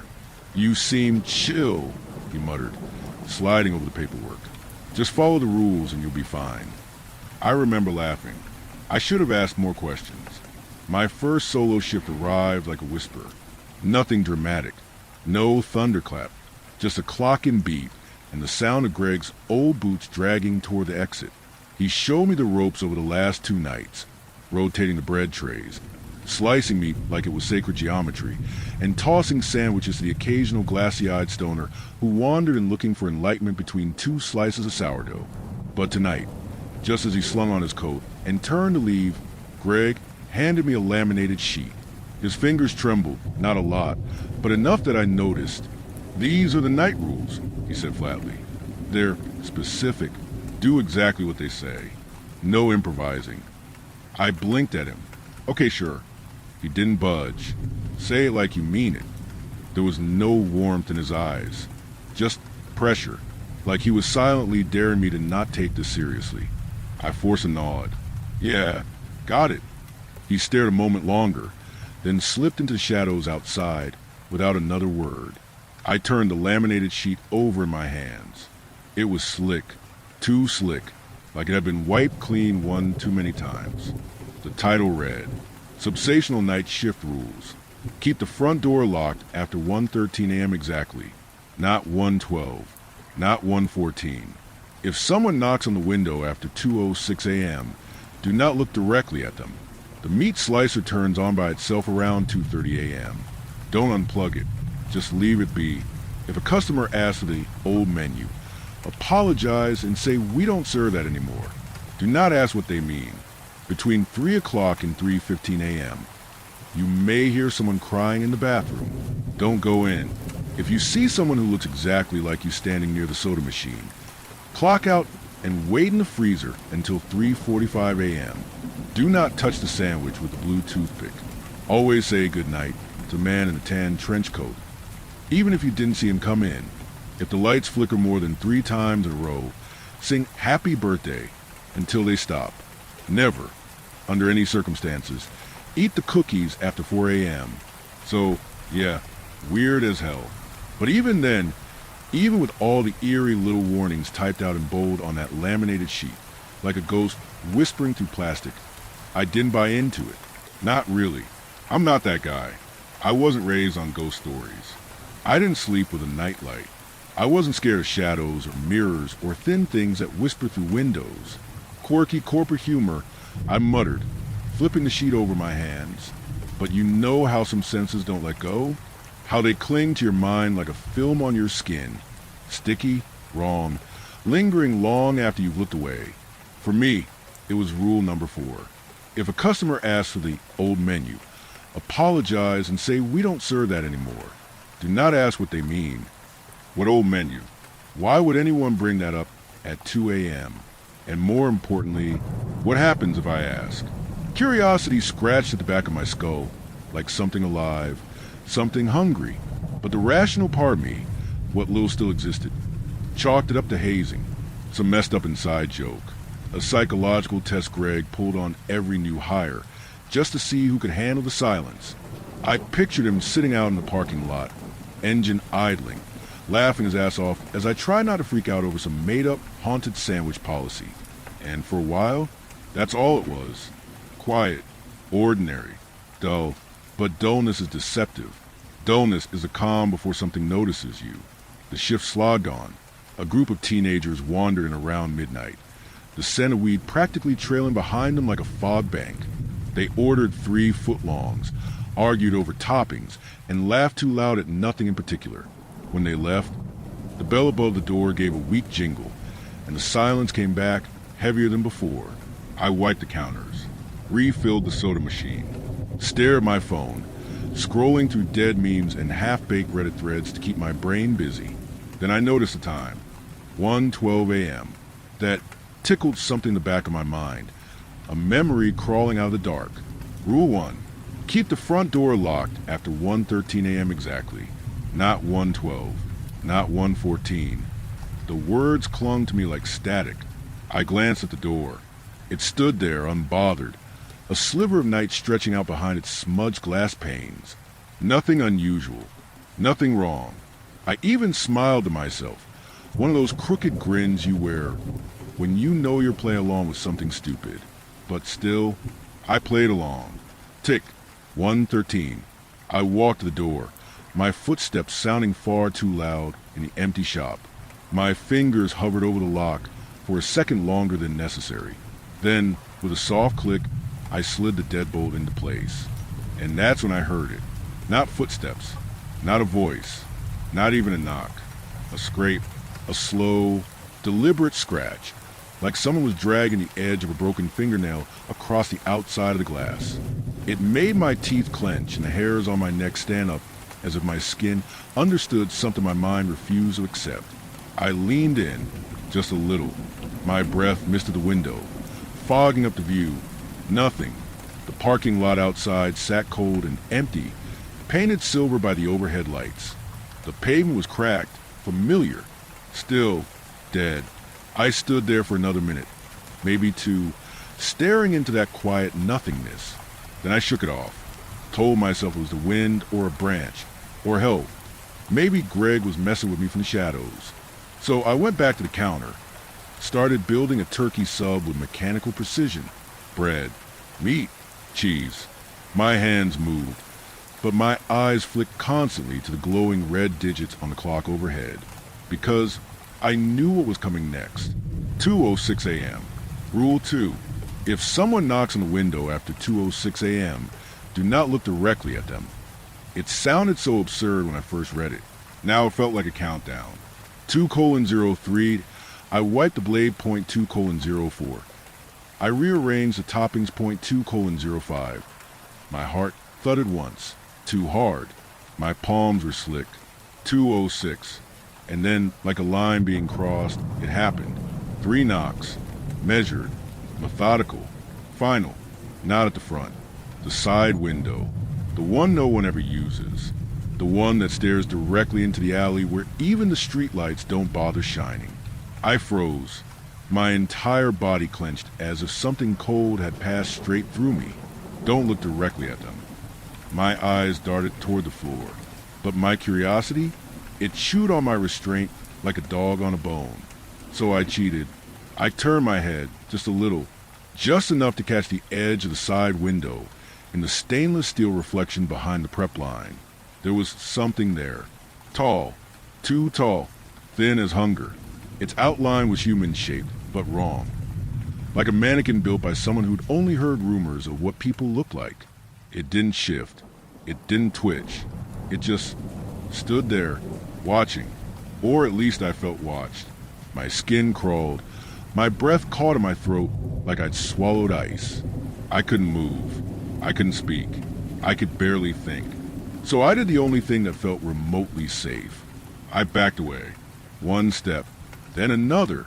My knees felt like they were on loan from someone far braver than me. I slid down behind the prep counter. My back pressed the cold metal as the knocking continued.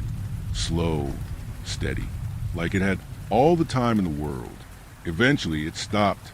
I waited a full 5 minutes before looking again. The window was empty. Nothing but my own reflection and the quiet buzz of electricity overhead. I exhaled, shaky and shallow. I wanted to tell myself I imagined it, that my brain was just filling the quiet with noise. But something inside me, some primal, ancient thing, was already awake now, and it didn't believe in coincidences. Exactly at 2:30 a.m., the meat slicer screamed to life like it had been waiting. No warning, no warm-up hum, just a sudden shriek of metal, spinning furiously in the dead air. And I screamed. I won't sugarcoat it or pretend I held it together. I screamed, not a brave yell or a startled shout. It was a kind of involuntary, animal noise you make when your body forgets it's human. High-pitched, panicked, helpless. My breath caught mid-throat.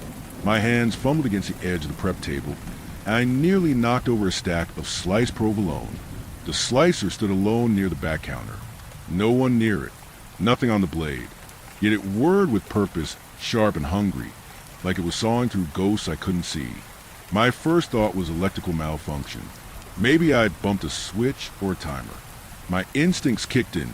I stepped forward, ready to yank the plug from the socket and shut the damn thing up. Then I remembered the rule. The meat slicer turns on by itself around 2:30 a.m.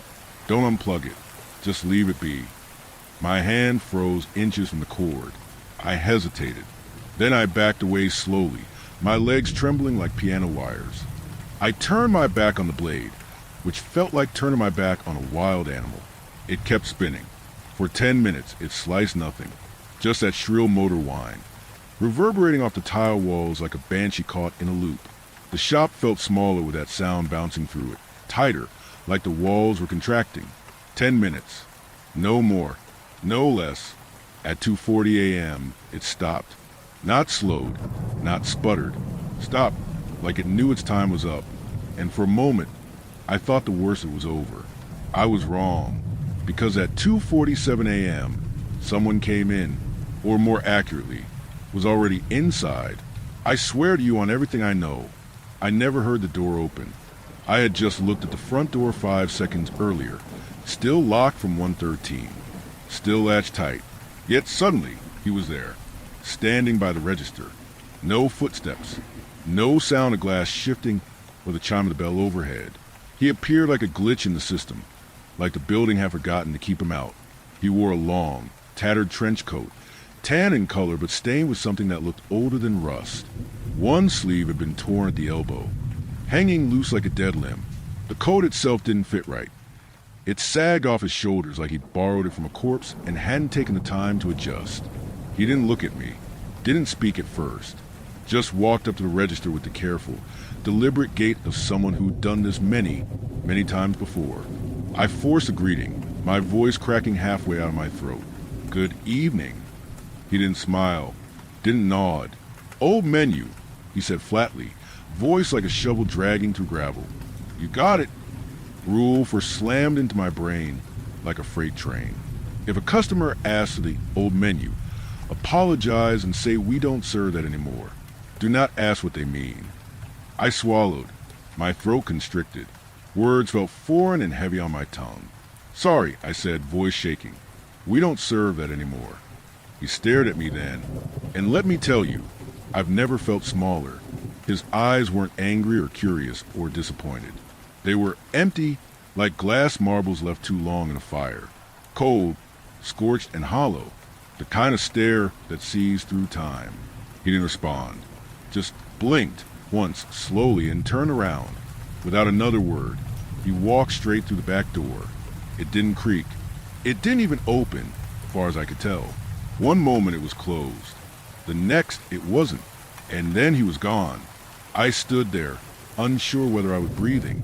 I could feel my heart beating in my teeth. This place, it was bleeding the chill out of me, sapping something vital. Some essential piece of my identity had been peeled away and discarded somewhere around 2:13 a.m. I wasn't me anymore. At least, not the me who walked in at the start of the shift. And it still wasn't over. Because at 3:03 a.m., I heard her, the crying. It came from the bathroom, the women's, soft at first, like a sob wrapped in tissue.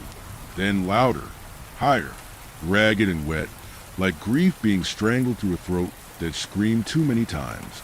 It wasn't background noise. It wasn't a trick of plumbing. It was real. I got halfway to the door before I stopped cold. Between 3 o'clock and 3:15 a.m., you may hear someone crying in the bathroom. Don't go in. Don't go in. My fingers were inches from the handle. I don't even remember crossing the floor, but my hand was there, reaching. I pulled it back like it had been burned.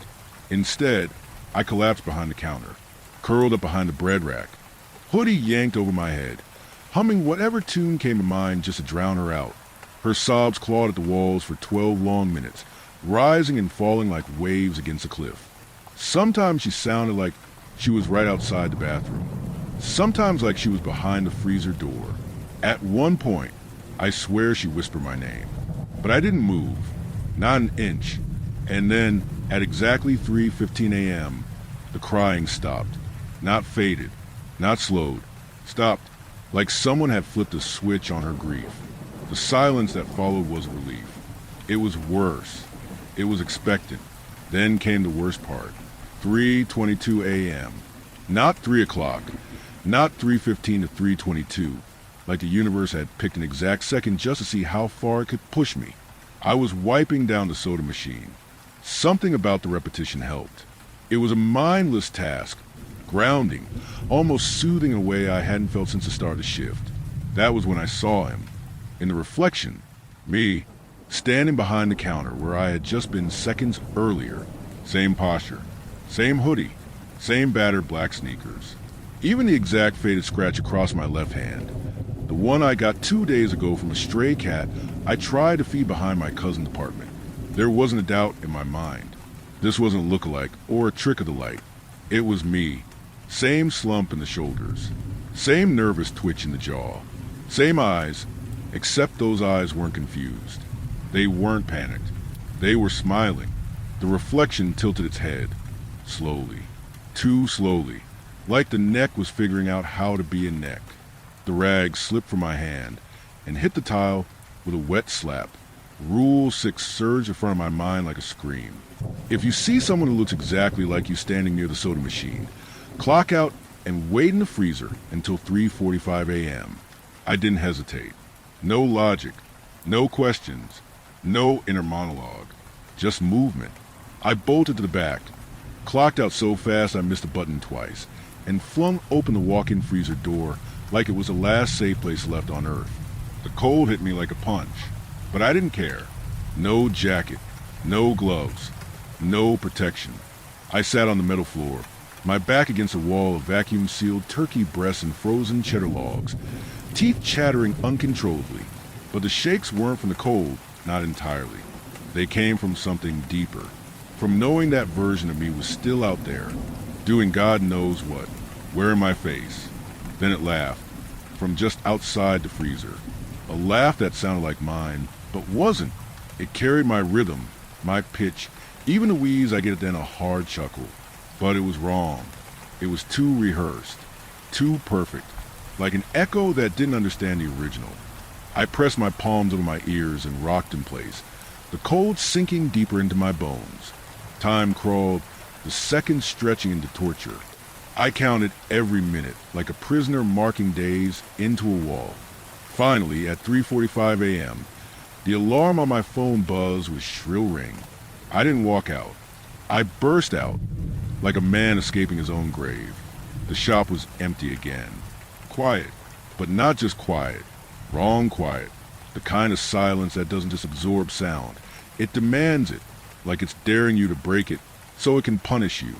I stood there, soaked in sweat that was already freezing to my back, and thought seriously, for the first time, about quitting on the spot, just walking out and leaving it all behind. Let Greg figure out. Let someone else survive the next night. But then, my curiosity tightened its grip on me like a noose. I was so close. 1 hour to go. One more rule. I had to know what came next. That was when I saw it. A sandwich, sitting dead center, on the prep counter, wrapped perfectly, plastic taut around it like skin, label blank, nothing written, nothing ordered, just there. On top was a single toothpick, blue, Rule 7. I remembered it as clearly as my own name. Do not touch the sandwich with a blue toothpick. I stared at it for a full minute, heart pounding so hard it felt like it was knocking on my ribs from the inside. I didn't touch it. I grabbed the nearest broom, angled the handle, and gently nudged the sandwich off the edge of the counter, like I was disarming a bomb. It hit the floor and burst open. What spilled out wasn't food, not even close. No ham, no turkey, no pickles, just dark, raw meat, veined in purple, slick with something that smelled like rot and iron and earth. It pulsed, twitched, like it had a heartbeat. I gagged instantly. Sprinting to the sink, I doubled over and vomited, the acid burning my throat like battery fluid. The stench wouldn't leave me. I could still taste it. Something was alive inside that sandwich, and someone or something had left it for me. 4 a.m. Time stopped being numbers and started feeling like pressure, like the air itself got thicker. My body was shaking, cold and damp from sweat and freezer burn, but my mind was unraveling, thread by thread, thought by thought. I wasn't the person who clocked in anymore. I wasn't sure I was anyone at all. Then I smelled them. The cookies. It hit me like a memory, like someone had cracked open a piece of my childhood and let it leak into the present. Freshly baked, warm, sweet, cinnamon, brown sugar, a hint of vanilla so perfect it brought tears to my eyes. It didn't just smell good, it smelled safe, like grandma's kitchen, like snow days and bedtime stories, like love wrapped in wax paper. and I wanted them. Badly. I don't mean just craving. I mean a pull, a compulsion that started in my stomach and radiated outward. My fingers twitched. My knees actually buckled as I turned toward the tray sitting on the counter, perfectly arranged, golden brown, still steaming. But even through the haze of nostalgia and longing, I remembered, never, under any circumstances, eat the cookies after 4 a.m. That rule didn't sound funny anymore. I didn't hesitate. With every ounce of willpower I had left, I grabbed the tray with both trembling hands and dumped the whole thing into the trash. That's when they screamed. Yes, screamed. Not metaphorically. Not some imagined horror. Actual voices. Dozens of them. High-pitched. Muffled. Human. It was like hearing children trapped underwater, all gasping and wailing at once. One cookie hit the side of the bin and let out a sound that made my ears bleed. The smell turned sour instantly. Rotten. Burnt hair and bile. I staggered back, hand clamped over my mouth, eyes wide with disbelief. My breath came in short bursts. My legs barely held me up. That smell, the false comfort, was bait, and I had almost bitten. The clock read 4:07 a.m. Still another hour to go. I wanted to run, just leave it all behind. But something told me I couldn't. Not yet. It wasn't just about finishing the shift anymore. It was about surviving it. By 4:30, I was barely upright. My hands shook so bad I couldn't grip a broom. The silence was heavy again. No sound except the hum of the fridge compressors and my own ragged breathing. Then the lights flickered. Once, twice, 3 times. Then a 4th. And that's when the rules slammed back into my skull like a warning bell. If the lights flicker more than 3 times in a row, sing happy birthday until they stop. It was absurd. It was terrifying. But I did it. My voice was brittle, cracking on the high notes, trembling like a child's. Happy birthday to you. I was crying before I hit the second line. My vision blurred, throat raw from screaming and sobbing in freezing air. Happy birthday, dear. I choked, couldn't even say a name. I didn't know who I was singing to. Happy birthday to you. The lights held steady, then dimmed, then returned to normal. Silence again, but not peace. Never peace. That was when he returned. The man in the trench coat. No footsteps. No sound. He didn't walk in. He was just there, standing behind the register. Coat even more ragged than before. His presence not just seen but felt. Like a pressure drop before a tornado. I didn't ask how he got in. Didn't ask why. This time, I remembered the rule. Always say goodnight to the man in the tan trench coat. Even if you didn't see him come in. My voice barely worked. Just a croak through cracked lips. Good night? I whispered. He nodded, slowly. Then he didn't turn, didn't walk. He just faded like smoke curling away from a dying fire. Gone. By 5 a.m., I was a wreck. No other word for it. I wasn't tired. I was ruined. My nerves were shot, my body soaked in a cocktail of sweat, fear, and freezer frost. My hoodie clung to me like a wet shroud, and my mind was somewhere else, fractured, frayed, not quite mine anymore. I sat curled in the far corner of the shop, knees hugged tight to my chest, back pressed to the wall, like it could shield me from something I couldn't name. I stared blankly at the floor, at nothing, everything. My breathing came in short, shallow bursts. That's when I heard it, whistling, a casual tune, cheerful, bouncing between the tile and the glass like this was just another Tuesday. Greg strolled into the front door, through the still-locked front door, his boots squeaking on the floor, his eyes scanning the shop like he just stepped out for a smoke and come back in. Like nothing had happened, like the night hadn't chewed me up and spit out whatever was left. He took one look at me, on the floor, trembling, broken, and smiled. You followed the rules? I couldn't speak. My mouth was dry as sand, so I just nodded, barely.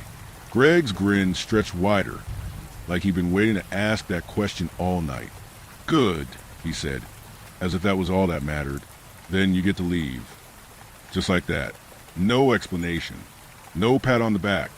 No apology for throwing me into the jaws of whatever this place was. He walked past me like I was furniture. Like I wasn't the first. Like I wouldn't be the last. I quit that morning. Didn't clean up. Didn't say goodbye. I walked out and never looked back. Not once. Never picked up my last check. Didn't even tell my cousin why I came home pale and shaking and smelling like old grease and freezer burn. I just left it behind. Tried to forget. But you don't forget subsessional. You can't. Because sometimes, on the rare nights when sleep feels slippery, when I drive by the edge of town without meaning to, I see it again. The shop, still standing between the abandoned vape store and the flickering laundromat, still glowing under that sickly yellow parking lot light, like a crooked tooth in the dark. Open sign, buzzing a dull red. Lights on, the door shut, and someone inside, behind the counter, cleaning the soda machine. He wears my hoodie, my shoes, same scratch on the hand, same way he tilts his head when he thinks no one's watching. But he isn't me, not anymore. He just stands there, watching, waiting, still following the rules.